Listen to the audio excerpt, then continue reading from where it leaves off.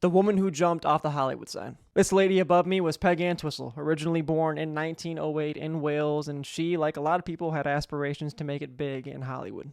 Unfortunately, Peg was met with tons of tragedy before she was even 17 years old, losing both of her parents, one of which being her father being killed in a hit-and-run accident.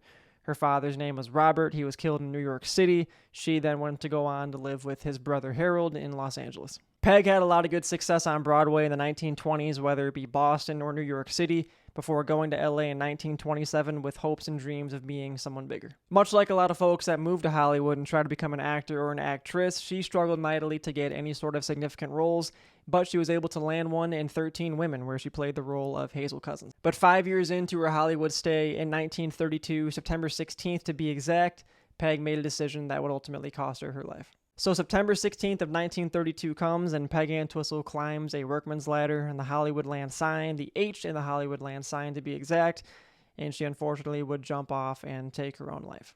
Now, her body wasn't really discovered until 2 days later, where a hiker who never really gave public knowledge on her name, we couldn't find it anywhere, she found the belongings of Peg. She found a shoe, she found a purse, she found a jacket, she found a note on the inside of the purse that was pretty much Peg saying goodbye. The note inside the purse read like this, and I quote, "I am afraid, I am a coward, I am sorry for everything. If I would have done this a long time ago, I would have saved a lot of pain.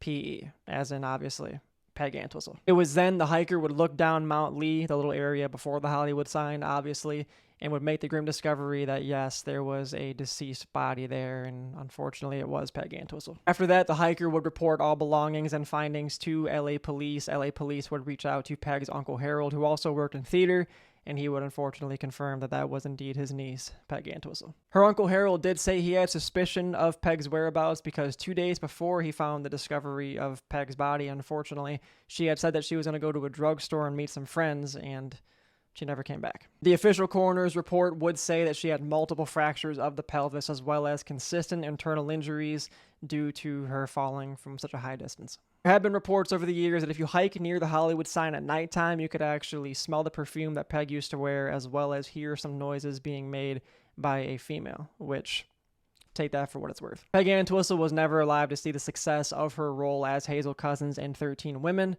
and unfortunately, it's another stern reminder that Hollywood is not all glitz and glamour.